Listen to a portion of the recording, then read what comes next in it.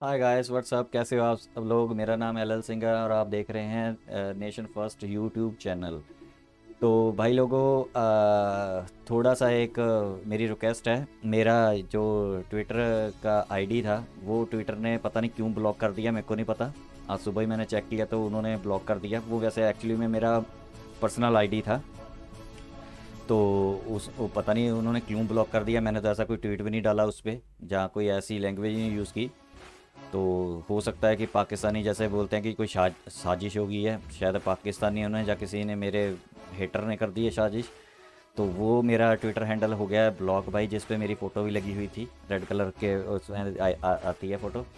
तो मैंने कोई बात नहीं, हो गया ब्लॉक। तो पता नहीं उन्होंने कोई रीज़न तो दिया नहीं, तो परमानेंट ब्लॉक हो गया है। तो मैंने अपना नया यूट्यूब अपना आईडी वहाँ पे क्रिएट किया है अपना ट्विटर पे। तो उस आईडी का मैं वैसे आपको यहाँ पे दे रहा हूँ, ठीक है, लिंक दे रहा हूँ, तो वो चेक कर लेना।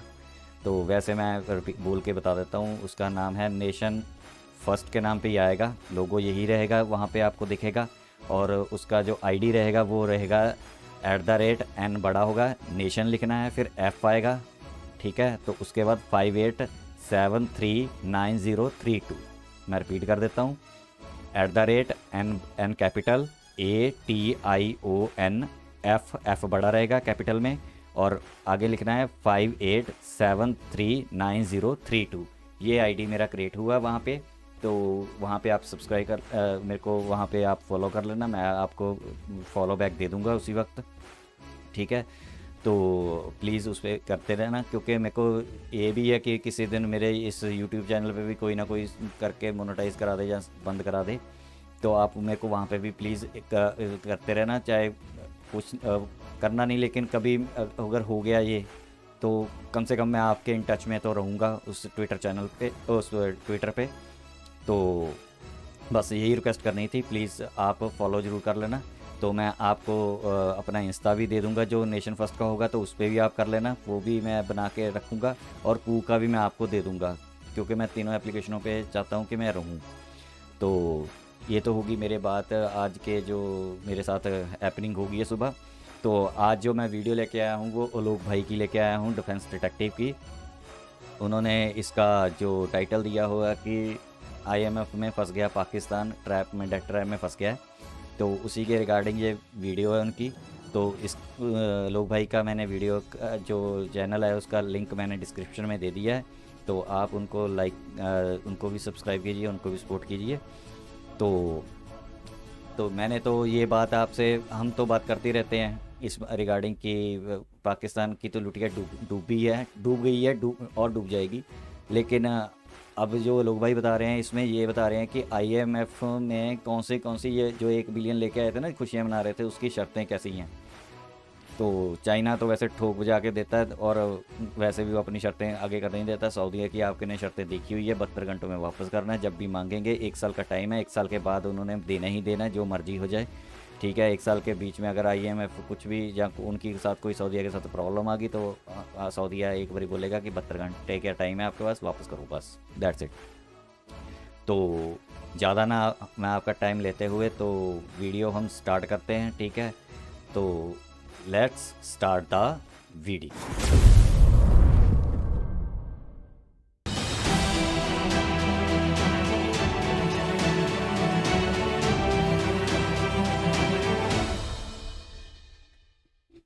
इस वीडियो में बताई गई सारी जानकारी पब्लिक प्लेटफॉर्म पर उपलब्ध है। इसमें ऐसी कोई जानकारी नहीं दी गई है जिससे हमारे सुरक्षा बलों की गोपनीयता भंग होती है। डिफेंस डिटेक्टिव सेना का सम्मान करता है और उन्हीं जानकारियों के आधार पर काम करता है जो सार्वजनिक रूप से मौजूद हैं। इस वक्त सर टमाटर का रेट है 250 रुपए किलो।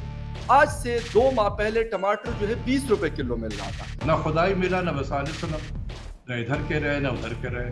तो मेरा यह ख्याल है कि आपने अपने पांव पर खुद ही कुल्हाड़ी मार दी। कि ये जो $1 बिलियन हमें मिला है IMF से, यकीन करें कि पाकिस्तान की तारीख का सबसे एक्सपेंसिव $1 बिलियन है। जब आपने नवाबों के स्टाइल में भिखारी बनना है तो फिर तो आपको यह सहना पड़ेगा। हमने बहुत कुछ खोया है इस 1 बिलियन की खातिर।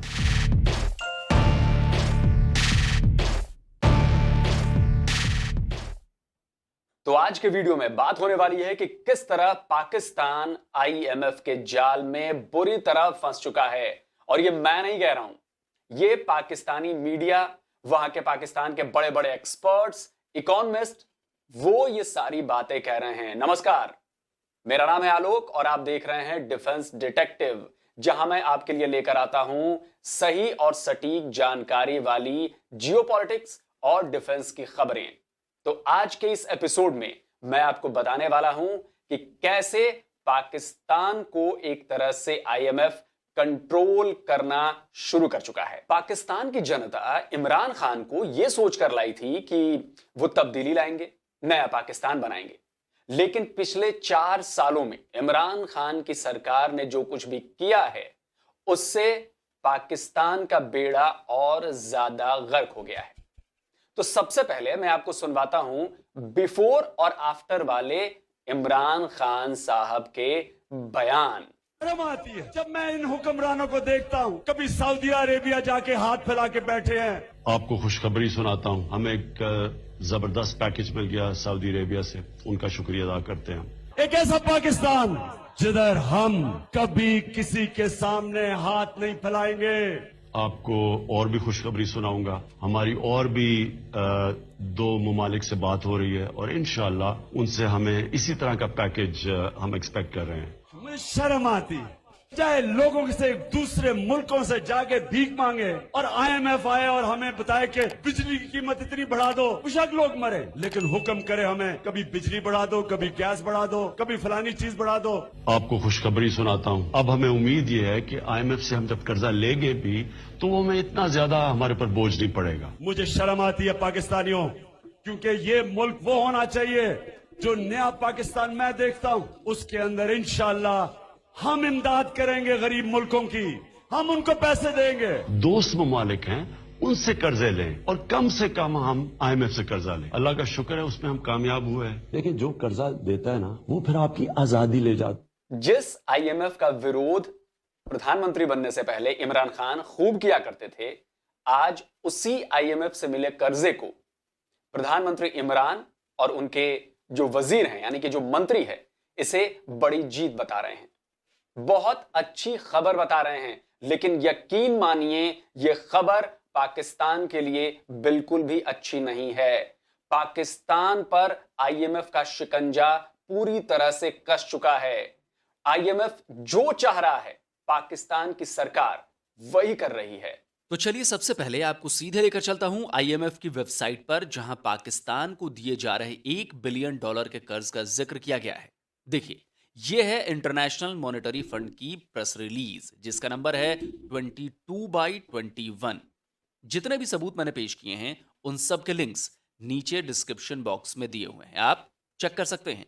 इस प्रेस रिलीज की हेडिंग में लिखा है कि आईएमएफ एग्जीक्यूटिव बोर्ड ने पाकिस्तान के लिए साल 2021 में आर्टिकल फॉर कंसल्टेशन कंक्लूड हो गया है और एक्सटेंडेड फंड फैसिलिटी के 6ठे रिव्यू को कंप्लीट कर लिया गया है।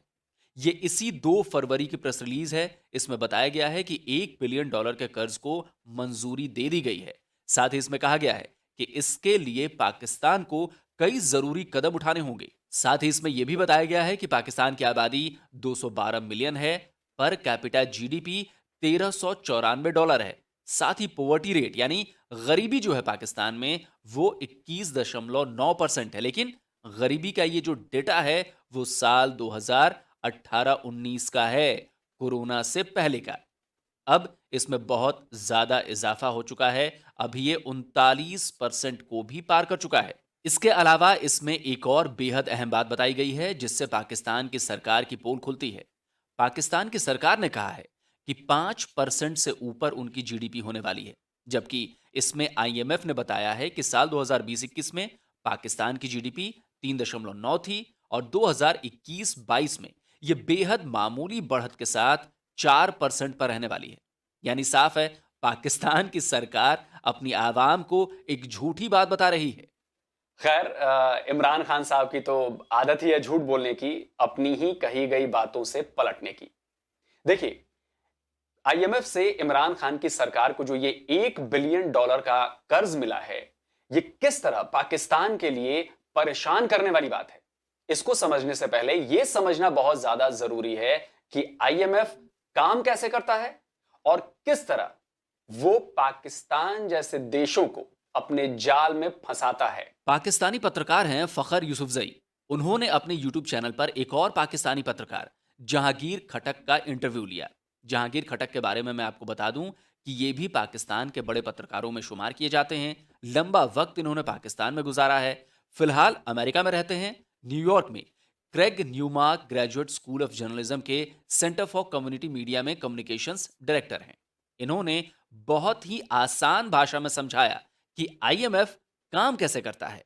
अब आईएमएफ है क्या जो हम कहते हैं कि आईएमएफ कोई पाकिस्तान का दुश्मन है? नहीं, आईएमएफ तो एक बैंक है। आईएमएफ कारोबार करता है। राइट। आईएमएफ खैरात नहीं बांटता। हम जब आईएमएफ के पास जाते हैं तो हमारा ख्याल ये होता है कि शायद खैरात मिलेगी। आईएमएफ कहता है नहीं, पहले ये बताओ ये पैसे दोगे कैसे, क्योंकि उन्होंने अपना कारोबार करना है, लिहाजा वो आपके लिए शराइत रखते हैं। शराइत क्यों रखते हैं? शराइत इसलिए रखते हैं कि आपकी बहैसियत मुल्क जो इकोनॉमिक पॉलिसीज हैं वो रियलिटी से बहुत दूर हैं। राइट। आपकी आदात व अतवार बहैसियत कौम नवाबों वाली है। आपकी जो ओवरऑल कंज्यूमरिज्म की तरफ आपका जो सफर है वो खौफनाक है। तो जैसा कि खटक साहब बता रहे थे शर्तों के बारे में, तो पाकिस्तान को कर्जा देते वक्त आईएमएफ ने रखी हैं 6 बेहद कड़ी शर्तें, और ये शर्तें ऐसी हैं जो पाकिस्तान की आवाम की कमर तोड़ने वाली हैं। भले ही अभी ये लग रहा हो कि बेल आउट पैकेज है, पैसे मिल गए हैं, लेकिन आगे आने वाले वक्त में ये $1 बिलियन का कर्ज बहुत ज्यादा भारी पड़ने वाला है। पाकिस्तानी अखबार है द एक्सप्रेस ट्रिब्यून। इसने आईएमएफ की इन सभी शर्तों के बारे में बताया है। जरा हेडिंग देखिए, IMF slaps 6 new conditions on Pakistan. यानी आईएमएफ ने एक तरह से 6 नई शर्तें पाकिस्तान को दे मारी हैं। नॉर्मली स्लैब शब्द का इस्तेमाल हम थप्पड़ मारने के सेंस में करते हैं, तो आप समझ सकते हैं कि आईएमएफ ने $1 बिलियन देकर पाकिस्तान के साथ क्या किया है। इस आर्टिकल को शाहबाज राना ने लिखा है इसी 5 फरवरी को। इसमें उन्होंने बताया है कि इन शर्तों में लोगों के इनकम टैक्स रेट को बढ़ाना शामिल है, बिजली की कीमतों को बढ़ाना भी इंक्लूड है। साथ ही आईएमएफ ने पाकिस्तान के फाइनेंस मिनिस्टर शौकत तरीन के पेश किए गए पहले बजट को भी कबाड़ घोषित कर दिया है। इमरान सरकार के लिए मुश्किल सिर्फ इतनी नहीं है। आईएमएफ ने कहा है कि ये सभी 6 शर्तें इस साल जून तक लागू हो जानी चाहिए, और इसमें सबसे पहला काम है लोगों के इनकम टैक्स के रेट को ऐसा करना जिससे उसकी जद में ज्यादा से ज्यादा लोग आ जाएं। कौन आएगा इसमें? वो जो सैलरीड हैं, यानी जो नौकरी पेशा हैं, और दूसरे जो कारोबारी हैं। अब आप समझ लीजिए कि लोगों के साथ क्या होने वाला है। नया टैक्स सिस्टम 1 जुलाई से लागू हो जाएगा, जो कि साल 2023 के बजट के लिए होगा। अब होगा क्या? नौकरी पेशा लोगों को टैक्स 2 गुना देना पड़ेगा। फिलहाल 11 स्लैब्स हैं अलग अलग रेट्स के। सबसे ज्यादा 35% है। सरकार ये स्लैब्स कम करने जा रही है। इसका नतीजा ये होगा कि अब तक जो लोग सेविंग्स दिखाकर टैक्स बचा ले रहे थे, अब वो भी बचा नहीं पाएंगे, वो भी टैक्स के दायरे में आ जाएंगे। यही नहीं, कोशिश ये है कि लोग उन स्लैब्स में ज्यादा से ज्यादा पहुंच जाएं जिनके रेट ज्यादा हैं। यानी कुल मिलाकर नौकरी पेशा लोगों की तो सरकार ने इनकम टैक्स के जरिए बैंड बजाने की पूरी तैयारी कर ली है। पाकिस्तान में जो लोग जॉब कर रहे हैं उनके लिए बड़ी मुश्किल आने वाली है, क्योंकि टैक्स भी ज्यादा देना होगा, कमाई बढ़ेगी नहीं, और महंगाई ने उनके खर्चे पहले से ही बढ़ाए हुए हैं। देखिए, जब हमारे पास जब क्रेडिट कार्ड होता है, तो अगर हम अपने क्रेडिट कार्ड पे पेमेंट्स डिले करते हैं, या हम अपने क्रेडिट कार्ड से ज़्यादा पैसे इस्तेमाल करने की कोशिश करते हैं, या हम अपनी सीलिंग पर पहुंच गए और फिर कंपनी से कह रहे हैं कि जनाब हमें और पैसे भी दें, तो कंपनी कहती है अच्छा आपकी जो इनकम है वो क्या है। हम उन्हें बताते हैं कि जी मैं तो साल के इतने पैसे बनाता हूँ, तो कहते हैं अच्छा तो क्या ये पैसे वापस करने के आप काबिल हैं इस कमाई में? तो उसकी बुनियाद पर वो फैसला करते हैं। इसी तरह जो आपकी इंटरनेशनल रेटिंग होती है इंटरनेशनल फाइनेंशियल सिस्टम में, तो वो भी बिल्कुल उसी तरह होती है कि जिस तरह आपकी एक क्रेडिट रिपोर्ट बनती है, आपकी एक प्रोफाइल बनती है, राइट। बहैसियत एक इंसान या बहैसियत एक कंपनी या बहैसियत एक मुल्क, जो देखा जाता है कि इस मुल्क की जो जो इसकी इकोनॉमी है वो कितनी मजबूत है, इस काबिल है कि वो अपने जो पेमेंट से वो कर सके। ऐसा नहीं है कि आईएमएफ ये जानता नहीं है कि पाकिस्तान कर्जे नहीं चुका सकता। इसीलिए पाकिस्तान के साथ जो दूसरी शर्त उसने रखी है वो बेहद घातक साबित होने वाली है। जो दूसरी शर्त आईएमएफ ने इस डील के लिए रखी है, उसकी शर्त यह है कि स्टेट बैंक ऑफ पाकिस्तान का पूरा कंट्रोल उसके हाथ में आ चुका है। अब इसका मतलब क्या हुआ? इसका मतलब यह हुआ कि एक तरह से पाकिस्तान की पूरी इकॉनमी आईएमएफ के कब्जे में आ चुकी है। शायद आपको मेरी बातों पर भरोसा ना आ रहा होगा, लेकिन अपने ही देश के अखबार पर तो भरोसा करेंगे। द एक्सप्रेस ट्रिब्यून में छपी खबर के मुताबिक आईएमएफ ने सरकार को कहा है कि बहुत सारे बदलाव स्टेट बैंक ऑफ पाकिस्तान में किए जाएं। आईएमएफ के मुताबिक सितंबर 2021 तक स्टेट बैंक ऑफ पाकिस्तान की फैसिलिटीज के मद में 1.22 ट्रिलियन रुपए बकाया हैं और चेतावनी देते हुए उसने कहा है कि अगर ये टेम्पररी नहीं है तो फिर हमारी बाकी पॉलिसीज को लागू करने में ये सबसे बड़ी बाधा होगी। यानी साफ साफ IMF state bank of Pakistan में अपनी मन मर्जी चला रहा है। आईएमएफ कह रही है आप ये टैक्स रेशो कर दें, आईएमएफ कह रही है आपके आला हुकाम के सारे जो असासे हैं वो डिक्लेयर होने चाहिए। तो मेरी गवर्नमेंट कहाँ है यार? मेरी बिल्कुल होने चाहिए। I agree with you, but ये फैसला आईएमएफ ने क्यों करना है? इसलिए करना है कि उन्होंने आपसे को पैसे देने, आपकी इकोनॉमी को स्ट्रक्चर करना। एक मिनट भाई साहब, इसका मतलब ये हुआ जो करंट अकाउंट डेफिसिट आप इसका मतलब ये अपनी हुआ रिकवरी से ज्यादा खर्चे करेंगे तो उन्होंने तो करना ही है। इसका मतलब ये हुआ कि जो कहा जाता है कि हमने मुल्क को गिरवी रख दिया है, स्टेट बैंक का गवर्नर किसी को जवाब दे नहीं है, उसकी पॉलिसियों पर कोई सवाल नहीं उठा सकता, और खुदा के लिए इससे बड़ा कंप्रोमाइज क्या हो सकता? शायद आम पाकिस्तानियों को यह बात समझ नहीं आई होगी अब तक कि यह कॉम्प्रोमाइज कितना बड़ा है। स्टेट बैंक ऑफ पाकिस्तान की कमान आईएमएफ के हाथों में सौंप देने की कीमत पाकिस्तान को बहुत बड़ी चुकानी पड़ेगी। आपको शायद मेरी बातों पर यकीन नहीं आ रहा होगा, तो मैं आपको पाकिस्तान के जाने माने बहुत बड़े इकोनॉमिस्ट हैं डॉक्टर अशफाक हसन खान, उनकी बात को सुनवाता हूं कि स्टेट बैंक ऑफ पाकिस्तान को लेकर जो मौजूदा हालात हैं उन्हें लेकर डॉक्टर खान ने क्या कहा है। Pakistani news channel 24 news HD पर ही डॉक्टर अशफाक हसन खान का एक इंटरव्यू हुआ। डॉक्टर अशफाक फिलहाल school of social sciences and humanities के प्रिंसिपल हैं। इकोनॉमिक्स में इनका बहुत बड़ा नाम है। द जॉन्स हॉपकिंस यूनिवर्सिटी से इन्होंने इकोनॉमिक्स में PhD की हुई है। आईएमएफ की वजह से स्टेट बैंक ऑफ पाकिस्तान में जो बदलाव हुए हैं उन पर देखिए पाकिस्तान के इतने बड़े इकोनॉमिस्ट का क्या कहना है, क्या है उनकी राय। स्टेट बैंक जो था हमारा SBP now transformed into new state bank of Pakistan, NSBP हो गया। ये भी एक हमने खोया। हमारे कायद का फरमान था। I am delighted to inaugurate the State Bank of Pakistan, which symbolizes the security of the country in financial spheres. हमने खत्म कर दिया उसको। अब पाकिस्तान में जो लोग भी इस वीडियो को देख रहे हैं उन्हें अंदाजा लग गया होगा कि इमरान खान ने एक तरह से state bank of Pakistan IMF में गिरवी रख दिया है। वापस आते हैं उसकी बाकी बची हुई शर्तों पर। आईएमएफ की तीसरी शर्त के मुताबिक पाकिस्तान के 2 प्राइवेट सेक्टर के बैंक की रीकैपिटलाइजेशन करनी है जो अभी अंडर कैपिटलाइज्ड हैं। चौथी शर्त है कि सरकार जल्द से जल्द घरेलू कंज्यूमर्स के लिए एनर्जी रिफॉर्म्स लेकर आए, यानी ये बिजली और गैस को लेकर बात हो रही है। सरकार की तरफ से पिछले सारे जो फायदे लोगों को दिए जा रहे थे उन्हें वापस लेना है, नई दरें लागू करनी है, यानी बिजली और गैस को महंगा करना है। पांचवी शर्त के मुताबिक जो सरकारी कंपनियां हैं उनमें भी आईएमएफ ने जो बदलाव के सुझाव दिए हैं उनमें कानूनी बदलाव करने होंगे, यानी उनके भी कानून बदलने होंगे, आईएमएफ के हिसाब से कानून रखने होंगे। और छठी शर्त है कि जो सरकार की पब्लिक प्रोक्योरमेंट रेगुलेटरी अथॉरिटी है उसमें भी नए रेगुलेशंस लागू होंगे, जिसके मुताबिक 50 मिलियन से ज्यादा के कॉन्ट्रैक्ट्स जिस भी कंपनी को दिए जाएंगे उसका फायदा किसे मिलेगा इसकी पूरी जानकारी ऑन पेपर रिकॉर्ड में देनी होगी। इसका मतलब यह हुआ कि पाकिस्तान की सरकार को दिखाना होगा कि पैसे किसे दिए जा रहे हैं। वो सेना को दिए जा रहे हैं, हथियार खरीदे जा रहे हैं उससे, किसी संगठन की फंडिंग की जा रही है, या फिर वाकई इकोनॉमी और डेवलपमेंट के काम में ये पैसे लगाए जा रहे हैं। तो जो भी थोड़ा बहुत समझदार होगा, जिसे इकोनॉमी की थोड़ी बहुत भी समझ होगी, उसे ये पता चल गया है कि ये जो 6 शर्तें आईएमएफ ने पाकिस्तान से मनवाई हैं, ये क्या मायने रखती हैं और आने वाले वक्त में आम आदमी के ऊपर, पाकिस्तान की आम आवाम के ऊपर ये किस तरह का बुरा असर डालने वाली हैं। इसका पता है मतलब क्या हुआ? इसका मतलब ये हुआ कि पाकिस्तान की सरकार ने अपनी नाकामी को छुपाने के लिए, अपनी नाकामी को जनता की नजरों से बचाने के लिए उन्हीं की जेब पर डांका डाल दिया है। और आपको लग रहा होगा कि मैं एक इंडियन हूं इसलिए ये बातें कह रहा हूं, लेकिन यकीन मानिए क्रिटिसाइज इसलिए कर रहा हूं क्योंकि मुझे वो चीज दिख रही है।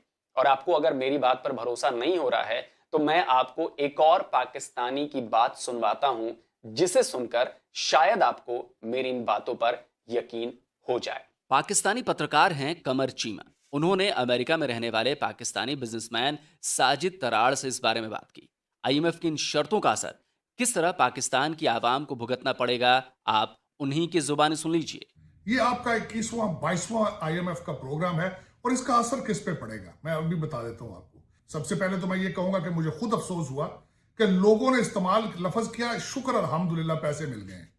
कर्जा कौम के ऊपर आपकी खुद मुख्तारी सारी आपने गिरवी रख दी है और उस पर आप शुक्र अदा कर रहे हैं। एक तो आपका एटीट्यूड ठीक नहीं है बिल्कुल। अब मैं ये कहूंगा जो आईएमएफ के पैकेजेस का हिस्सा है वो क्या चीजें हैं। वो सबसे पहले आपको कहते हैं कि अपनी इंपोर्ट बंद करें, इंपोर्ट आप बंद नहीं कर रहे। BMW और प्राडो आपकी जरूरत है वो आप बंद नहीं कर सकते। अब दूसरी चीज उन्होंने कहा कि टैक्स कलेक्शन आप बढ़ाएं अपनी। टैक्स कलेक्ट किन से करेंगे? वजीर और वजीरों के रिश्तेदार तो नहीं देंगे। वो कौन देंगे? जो लोग बेचारे मजबूर हैं, जो छोटे दुकानदार हैं, छोटे फार्मर हैं, छोटे बिजनेसमैन हैं। और दूसरा मुलाजम पेशा लोगों से तो टैक्स वैसे ही उनकी तनख्वाहों से ले लिया जाता है। जिस तरह यूरिया नहीं मिल रहा आजकल, उसके पीछे भी आपके टैक्सेशन का सुना है कि एक अमल दखल है। आपका डॉलर 200 रुपए पे जाएगा क्योंकि आपने मनी चेंजर्स के ऊपर भी टैक्स लगा दिया है। और फिर वो करते क्या है, उन्होंने कंज्यूमर को पास ऑन करना है। जिस तरह इस वक्त यूरिया क्राइसिस चल रहे हैं, इसके बाद क्या होगा? गंदम की आपकी फसल ठीक नहीं होगी और आपकी रोटी 30 से 50 रुपए हो जाएगी। तो एक और महंगाई का एक तूफान आने वाला है पाकिस्तान पे इस आईएमएफ के। और दूसरा याद ये कराना चाहूंगा, इस आईएमएफ का ये पहला पैकेज है। इस पैकेज का हिस्सा है कि आपने हर महीने बिजली और पेट्रोल के पैसे बढ़ाने हैं आपने। किस तरह पाकिस्तान की आम जनता भारी महंगाई के बोझ तले पिसने वाली है, इसका सबूत देता हूं मैं। ये पाकिस्तानी अखबार है द न्यूज। इसके इस आर्टिकल के हेडिंग को ध्यान से पढ़िए। लिखा है, आईएमएफ चाहता है कि पाकिस्तान में गैस और बिजली की कीमतें बढ़ाई जाएं। उसका कहना है कि एनर्जी सेक्टर में बदलाव को बरकरार रखने के लिए ऐसा करना जरूरी है। ये आर्टिकल मेहताब हैदर का है जो इसी 7 फरवरी को पब्लिश हुआ है। इससे आपको आसानी से समझ में आ जाएगा कि किस तरह पाकिस्तान पर अब पाकिस्तानी सरकार हुकूमत नहीं कर रही है, बल्कि पीछे से आईएमएफ ने अपनी सरकार बना ली है। वही अब पाकिस्तान को चला रहा है। देखिए क्या लिखा है। आईएमएफ ने पाकिस्तान से कहा है कि बिजली और गैस की कीमतें बढ़ाई जाएं। और यकीन मानिए, पाकिस्तान की सरकार इससे इनकार नहीं कर सकती है। बिजली और गैस की कीमतें बढ़ रही हैं, आगे और ज्यादा बढ़ेंगी। इसी आर्टिकल में बताया गया है कि फरवरी के आखिर तक बिजली की कीमतों में कम से कम 50 पैसे प्रति यूनिट का इजाफा होगा। यानी 50 पैसे तो करना ही है, इससे ज्यादा भी हो सकता है। वहीं गैस की कीमतें कितनी बढ़ने वाली हैं, इसकी भी जानकारी इसमें दी गई है। कहा गया है कि 1.5 से 2 रुपए तक प्रति यूनिट गैस की कीमत भी बढ़ेगी। भाई पाकिस्तान के लोगों के लिए तो मैं बस सिर्फ इतना कहूंगा कि मैं आप लोगों के साथ अपनी हमदर्दी ही जता सकता हूं। इससे ज्यादा और कुछ नहीं कर सकता, क्योंकि बात जो है ना वो सिर्फ इतनी नहीं है। आईएमएफ से जो कर्जा मिला है $1 बिलियन का पाकिस्तान को, इसे इमरान खान अपनी जीत बता रहे हैं। उनके मंत्री सोशल मीडिया पर इसे बहुत बड़ी कामयाबी के तौर पर पेश कर रहे हैं। अब जरा सोचिए कि इससे ज्यादा शर्मनाक बात और क्या हो सकती है कि कर्ज मिलने को कोई सरकार, किसी देश की सरकार कामयाबी करार दे। ताड़ साहब, सबसे पहले आपसे बात करनी है कि ये $1 बिलियन जो है, इसकी क्या रेलिवेंस है? क्या इसकी $1 बिलियन हमारे लिए ज्यादा इंपॉर्टेंट है, या ये मैक्रो इकोनॉमिक स्टेबिलिटी की बात हो रही है, या और लोन्स हम लेना चाहते हैं, या उसकी बात हो रही है? आप इसको किस तरह देखते हैं? और खासकर जो हमारे फवाद चौधरी साहब और जो फाइनेंस मिनिस्टर साहब की जो ट्वीट्स हैं वो सोशल मीडिया पे डिस्कस हो रही हैं बहुत ज्यादा, आप इसको किस तरह देख रहे हैं? चीमा साहब, मेरी नजर में पाकिस्तान को आईएमएफ के पैकेज की जरूरत नहीं थी और ना ही बाहर से और मजीद पैसों की जरूरत है। उसकी वजह यह है कि जिस तरीके से पैसा ड्रेन हो रहा है पाकिस्तान से, जिस तरीके से आपकी रूलिंग एलीट उस पैसे को लेके बाहर भाग रही है, जब तक वो ना रोकेंगे, आप चाहे $10 बिलियन ले लें कहीं से, वो बेसूद है। पाकिस्तानी अमेरिकन बिजनेसमैन साजिद तराड़ ने यह बहुत बड़ी बात कह दी है। ये पाकिस्तान की आवाम को सोचना है कि इमरान खान सरकार ने 75 साल में कर्जे लेने के सारे रिकॉर्ड तोड़ दिए, जो पैसे आए वो कहां गए, क्या वहां पर डेवलपमेंट दिख रही है। सीपेक का नाम मत लीजिएगा क्योंकि उसमें चीन का पैसा लगा है। कर्जे के जो हजारों करोड़ रुपए आए हैं वो कहां लगाए गए, क्योंकि ओवरऑल देखा जाए तो 70 साल बनाम इमरान की 4 साल की सरकार में कर्जा ज्यादा लिया गया है। पैसे तो आए मगर ना तो पुराना कर्जा ही कम हुआ है, ना ही नया कोई काम हुआ है, ना ही कोई फैक्ट्री लगाई गई है, कोई कंपनी लगाई गई है जिससे बेरोजगारों को काम मिल सके। पाकिस्तान के लोग शायद अब भी नहीं समझ पा रहे हैं कि नेता किसी भी पार्टी का हो, वो आपस में मिलकर खेल रहे हैं, जनता को बेवकूफ बना रहे हैं और अपनी जेबें भर रहे हैं। शर्म की बात है जी।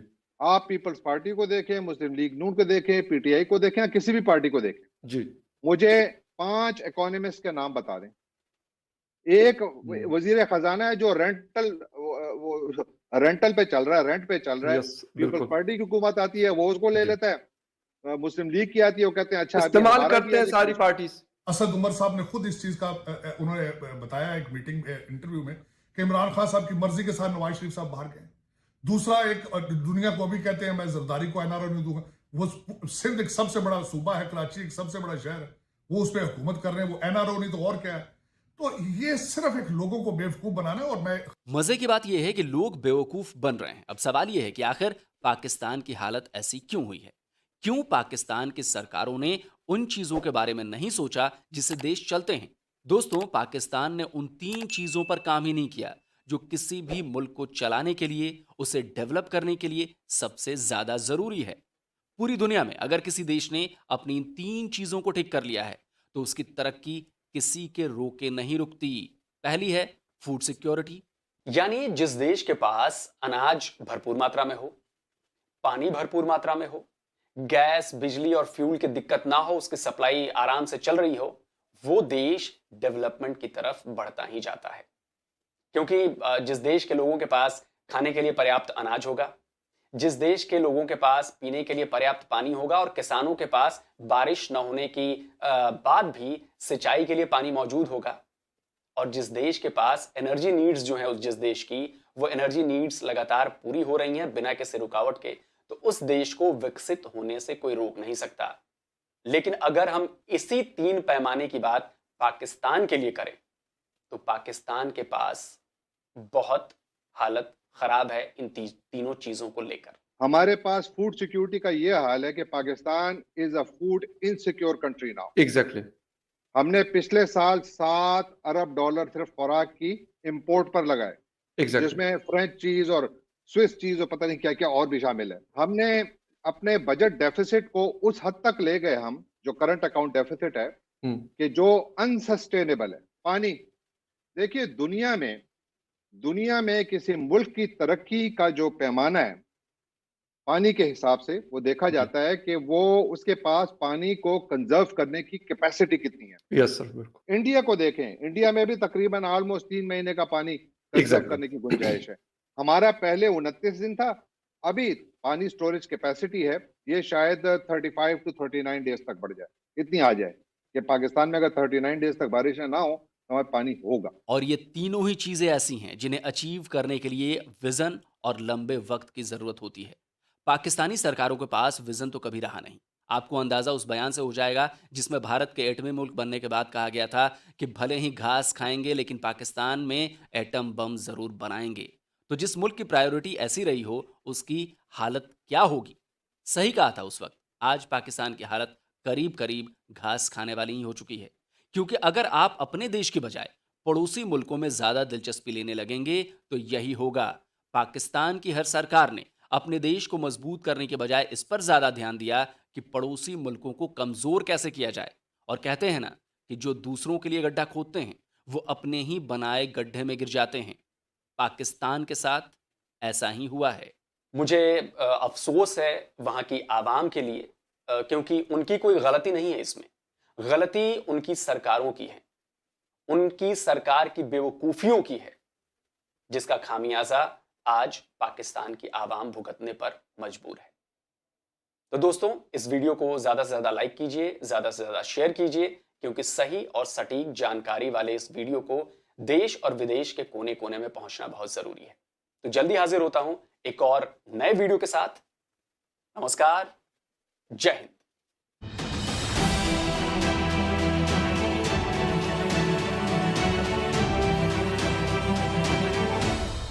तो भाई लोगों, यहाँ पे होगी वीडियो ख़त्म। तो आपने लोगों ने देखा, जो लोग भाई ने बताया सारा कुछ प्रूफ वगैरह के साथ दिखा दिया।